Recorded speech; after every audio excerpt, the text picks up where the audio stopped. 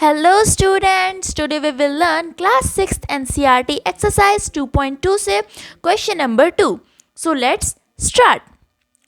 इसमें हमें दिया गया है find the product by the suitable rearrangement. यानी कि इसमें भी हमसे कहा गया है, ये सेम क्वेश्चन नंबर फर्स्ट की तरह ही है, बस डिफरेंस इतना है कि क्वेश्चन नंबर फर्स्ट में हम एडिशन कर रहे थे और क्वेश्चन नंबर सेकंड में हम मल्टीप्लिकेशन करेंगे. बाकी इन्होंने भी ऐसा ही कहा है कि हमें रीअरेंजमेंट कर कर हमें मल्टीप्लिकेशन करनी है. तो चलिए देखते हैं.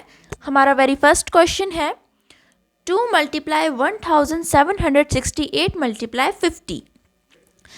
यानी कि हमें इनको मल्टीप्लिकेशन करना है. अब हमें इनका भी रीअरेंजमेंट करना है.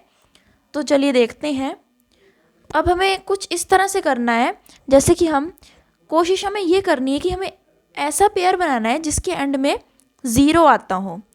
तो अगर हम 2 को मल्टीप्लाई करते 1768 से तो हमें ज़्यादा मल्टीप्लिकेशन करनी पड़ती है और हमारा ज़्यादा टाइम भी लगता. इसीलिए हमने 2 को 50 से मल्टीप्लाई कर दिया और हमने इनको ब्रैकेट में रख दिया. ठीक है, तो हमारा क्या आंसर आया? 100. अब 100 को मल्टीप्लाई करो 1768 से तो हमारा फाइनल आंसर क्या आ जाएगा? 1,76,800. तो चलिए अब हम बी पार्ट देखते हैं. 4 मल्टीप्लाई 166 मल्टीप्लाई 25. तो अब हमें इनका भी पेयर बना के मल्टीप्लाई करना है. हमने 4 को 25 से मल्टीप्लाई कर दिया तो हमारा कितना आंसर आया? 100. अब हमने 100 को 166 से मल्टीप्लाई किया तो हमारा फाइनल आंसर कितना आया? 16,600. तो ऐसे ही अब हमारा सी पार्ट है 8 मल्टीप्लाई 291 मल्टीप्लाई 125. तो अब हमें इनका भी रीअरेंजमेंट करना है. जैसा कि मैंने आपको कहा था कि कोशिश करनी है कि हमें मल्टीप्लाई हम उसी से करें जिसके एंड में हमें मल्टीप्लाई करने से ज़ीरो मिले. तो हमने भी ऐसा ही किया. 8 को 125 से मल्टीप्लाई किया तो हमारा आंसर कितना आया? 1000. और 1000 को हमने मल्टीप्लाई किया 291 से तो हमारा कितना आंसर आया? 2,91,000. तो चलिए अब हम डी पार्ट देखते हैं. 625 मल्टीप्लाई 279 मल्टीप्लाई 16. तो अब हमें इनका भी रीअरेंजमेंट करके मल्टीप्लाई करना है. तो देखते हैं. अब मैंने जैसा कि आपको कहा था हमें उनको मल्टीप्लाई करना है. कोशिश हमें ये करनी है कि वो पेयर बनाने हैं जिनको मल्टीप्लाई करने से लास्ट में ज़ीरो आए. इससे हमें मल्टीप्लिकेशन करने में आसानी होगी. तो हमने भी ऐसा ही किया. 625 को मल्टीप्लाई किया 16 से तो हमारा क्या आंसर आया? 10,000.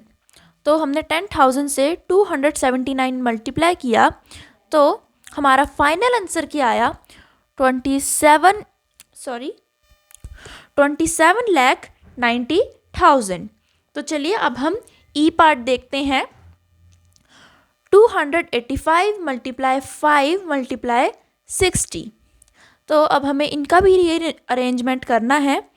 अब हमने 5 को 60 से मल्टीप्लाई किया क्योंकि अगर हम इन दोनों को करेंगे तो लास्ट में हमारा ज़ीरो आएगा. तो चलिए हमने इन दोनों को मल्टीप्लाई कर दिया तो हमारा कितना आंसर आया? 300. अब हमने 300 को 285 से मल्टीप्लाई किया तो हमारा फाइनल आंसर कितना आएगा? 85,500. तो ऐसे ही अब हमारा लास्ट पार्ट एफ पार्ट है 125 मल्टीप्लाई 40 मल्टीप्लाई 8 मल्टीप्लाई 25. तो हमने 125 मल्टीप्लाई 40 इनको हमने ब्रैकेट में कर लिया और 8 मल्टीप्लाई 25 इनको भी हमने ब्रैकेट में रख दिया और बीच में हमने मल्टीप्लाई का साइन लगा दिया. और जो हमारा फर्स्ट पेयर था उसका हमारा कितना आंसर आया? 5,000. और जो हमारा सेकंड पेयर था उसका हमारा कितना आंसर आया?